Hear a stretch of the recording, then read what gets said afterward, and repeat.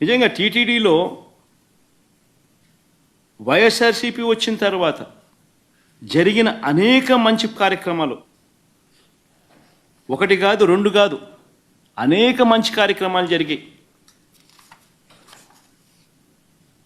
వైఎస్ఆర్సీపీ ప్రభుత్వం వచ్చిన తర్వాతే నవనీత సేవ మొదలుపెట్టాం. దీనికోసం స్వచ్ఛమైన ఈ నవనీత సేవ మొదలైంది. దీనికోసం స్వచ్ఛమైన నెయ్యి తయారీకి కొండ మీద ప్రత్యేక గోశాలను కూడా పెట్టాం. శ్రీవారి ఆలయంలో అర్చకుల జీతాలు రెట్టింపు చేశాం. ఇంకా ప్రసాదాలు తయారు చేసే పాటు కార్మికులకు సర్వీస్ క్రమబద్ధీకరించడంతో పాటు వారి జీతాలు కూడా పెంచడం జరిగింది వైఎస్ఆర్సీపీ హయాంలోనే. చంద్రబాబు దేవాలయాలను కూల్చేస్తే దేశవ్యాప్తంగా జీర్ణ వ్యవస్థలో ఉన్న ఆలయాలను పునరుద్ధరణ కార్యక్రమం కూడా చేసింది వైఎస్ఆర్సీపీ హయాంలోనే. అమరావతిలో ఆలయాన్ని కట్టినా అది వైఎస్ఆర్సీపీనే, వైజాగ్లో ఆలయాన్ని కట్టినా అది వైఎస్ఆర్సీపీనే, భువనేశ్వర్లో ఆలయం కట్టినా అది వైఎస్ఆర్సీపీనే, హైదరాబాదులో జూబ్లీ హిల్స్లో ఆలయాన్ని కట్టినా అది వైఎస్ఆర్సీపీనే, జమ్మూ కాశ్మీర్ చెన్నైలో కూడా ఆలయాలు కట్టినా అది వైఎస్ఆర్సీపీనే. ఇవన్నీ కట్టింది వైఎస్ఆర్సీపీ హయాంలోనే, చంద్రబాబు హయాంలో కాదు. చివరికి అమెరికాలో కూడా ఆలయ నిర్మాణానికి మా హయాంలోనే టీటీడీ సహకరించింది. స్వామివారి దర్శనానికి వచ్చే భక్తులకు సేవలు అందిస్తూ ఉన్న ఉద్యోగులకు మరింత తోడుగా నిలిచేందుకు 9,000 మంది ఉద్యోగులకు ఇళ్ల పట్టాలు ఇచ్చింది కూడా వైఎస్ఆర్సీపీ ప్రభుత్వమే. వైఎస్ఆర్సీపీ హయాంలోనే. చంద్రబాబు హయాంలో కనీసం 1 సెంటు కూడా ఆ టీటీడీలో పనిచేస్తూ ఉన్న ఎంప్లాయీస్ 1 సెంటు స్థలం అయిపోద్దు ఇవ్వడానికి ఆయనకు మనసు రాలా.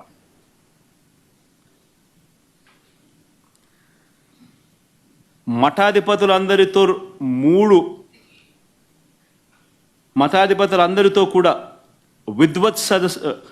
విద్వత్ సదస్సులు నిర్వహించింది కూడా మేమే. 3 సార్లు నిర్వహిస్తే, 2 సార్లు వైఎస్ఆర్ గారు నాన్నగారి హయాంలో నిర్వహిస్తే, ఒకసారి మన హయాంలో జరిగింది. ఇప్పుడు చంద్రబాబు నాయుడు హయాంలో ఇలా మఠాధిపతులతో విద్వత్ సదస్సులు నిర్వహించే కార్యక్రమం ఎప్పుడు జరగల.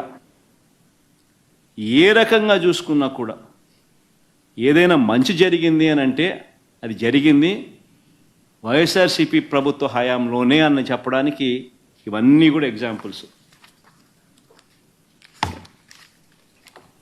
ఇవన్నీ కూడా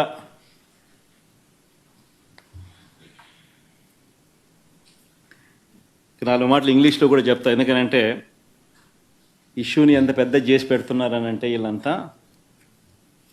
ఆశ్చర్యం కలిగించే విధంగా ఒక అబద్ధానికి రెక్కలు కట్టి ఏ రకంగా వీళ్ళు దుష్ప్రచారం చేస్తూ ఉన్నారంటే, ఆ నేషనల్ టీవీ ఛానల్స్ కూడా ఒక్కొక్కసారి నేను చూస్తూ ఉన్నప్పుడు ఆ నేషనల్ టీవీ ఛానల్స్ కూడా వాళ్ళకు తెలిసి చేస్తూ ఉన్నారో తెలియకుండా చేస్తూ ఉన్నారో నాకు కూడా బాధ అనిపించింది. ఎందుకనంటే ఒక గొప్ప వ్యవస్థ, వెంకటేశ్వర స్వామి వ్యవస్థను రోడ్డు మీదకి తీసుకొచ్చే కార్యక్రమం చేస్తూ ఉన్నారు. ఏ తప్పు జరగకపోయినా కూడా తప్పు జరిగినట్టుగా చూపించి మన రాష్ట్ర పరువును, వెంకటేశ్వర స్వామి దేవాలయ పరువును బజారుకిడ్చే కార్యక్రమం జరుగుతూ ఉంది. కాబట్టి ఇంగ్లీష్లో కూడా 4 మాటలు చెప్పి నేషనల్ టీవీ ఛానల్స్కి కూడా జరుగుతూ ఉన్న విషయాల గురించి అవగాహన కల్పించాల్సిన అవసరం ఉంది. నిజంగా ఇది ప్రైమ్ మినిస్టర్కు లేఖ రాస్తాం, దీని తర్వాత సుప్రీంకోర్టు చీఫ్ జస్టిస్ గారికి కూడా లేఖ రాస్తాం. దీని తర్వాత చంద్రబాబు నాయుడు గారు అనే వ్యక్తి తన రాజకీయ యావ కోసం దురుద్దేశంతో తిరుమల తిరుపతి వెంకటేశ్వర స్వామి ఆలయాన్ని భ్రష్టు పట్టించే విధంగా తాను మలైన్ చేసే కార్యక్రమం చేయడం ధర్మమేనా? దీని మీద ఎంక్వైరీ జరగాలి, చంద్రబాబు నాయుడు గారికి అక్షింతలు పడాలి అని చెప్పి కూడా లేఖ రాస్తాం. సార్ ఇప్పుడు మీరు మీరు మీరు అధికారంలో ఉన్నప్పుడు మీ మీద డిక్లరేషన్ ఇవ్వలేదని అన్యమత ప్రచారం కొండ మీద జరిగిందని మీరు ప్రసాదం తీసుకునే విషయం కానీ ఆర్టీసీ టికెట్ల వెనకాల జెరూసలేం అని ముద్రించడం కానీ మీ కుటుంబంతో సహా బ్రహ్మోత్సవాలకు వెళ్ళి వస్త్రాలు సమర్పించలేదని రకరకాలుగా ట్రోల్ చేశారు.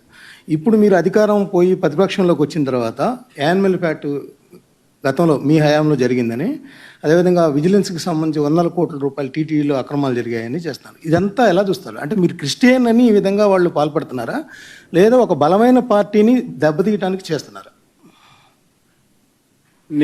ఇప్పుడు నేను చెప్పినటువన్నీ నిజాలా అబద్ధాలా అన్నది మీరంతకు మీరే. నేను మీ అందరికీ కూడా ఒకటే విజ్ఞప్తి చేస్తా ఉన్నా. నేను మాట్లాడే ప్రతి మాట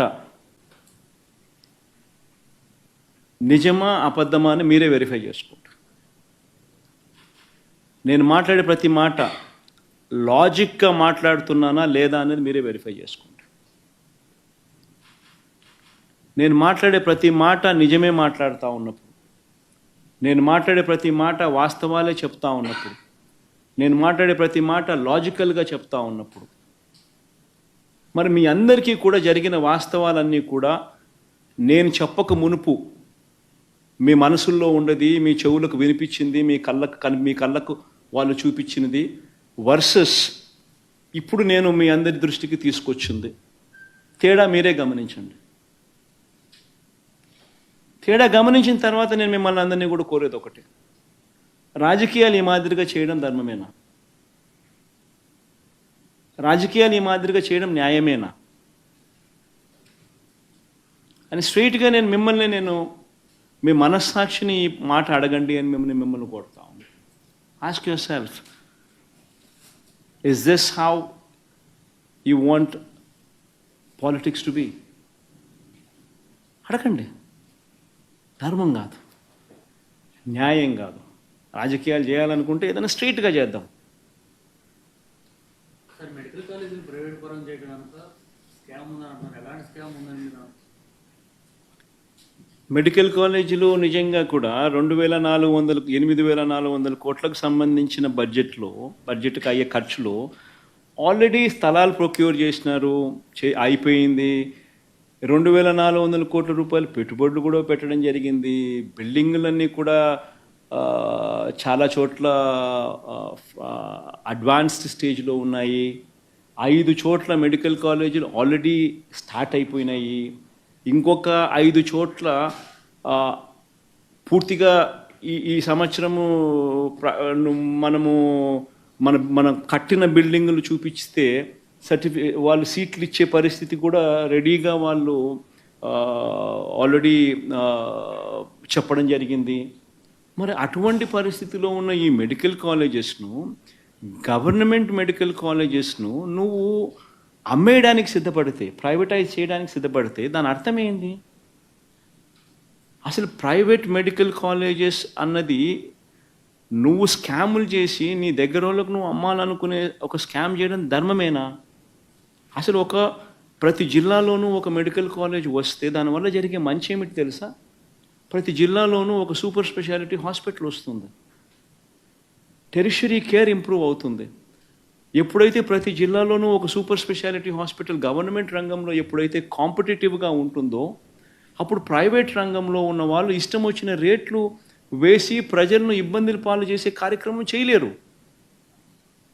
ఎందుకంటే గవర్నమెంట్ రంగంలో ఉన్న ఈ సూపర్ స్పెషాలిటీ హాస్పిటల్, ఈ మెడికల్ కాలేజు, ఈ మెడికల్ కాలేజ్ ఏదైతే ఉందో that will become the super speciality hospital which is going to be competitive. ఈ కాంపిటీషన్ అనేది ఎప్పుడైతే ఉంటుందో అప్పుడు అప్పుడు ఈ ప్రైవేట్ హాస్పిటల్స్ ఇష్టం వచ్చిన రేట్లు ఛార్జ్ చేసి పేదవాడిని ఇబ్బందులు పాలు చేసే కార్యక్రమం జరగదు. అది ఒక అడ్వాంటేజ్ అయితే, రెండో advantage the number of seats it will add. ప్రతి మెడికల్ కాలేజు 150 సీట్లు అదనంగా యాడ్ అవుతాయి. ఇందులో ఈ అదనంగా యాడ్ అయ్యే ఈ ప్రతి మెడికల్ కాలేజ్ సీటు ఆ హాస్పిటల్లోనే ఖర్చు అవుతుంది. ఆ హాస్పిటల్కే పెడతారు, ఆ మెడికల్ కాలేజ్ కోసమే ఖర్చు పెడతారు. ఆ కాలేజ్ బతుకుతుంది, ప్రైవేట్తో గొప్పగా కాంపిటీషన్లో నిలబడగలుగుతుంది, పిల్లలకు మేలు జరుగుతుంది, ప్రజలకు మేలు జరుగుతుంది. అలాంటిదాన్ని నువ్వు నీ స్కాముల కోసం అమ్మాలనుకోవడం ఎంత మటుకు ధర్మం?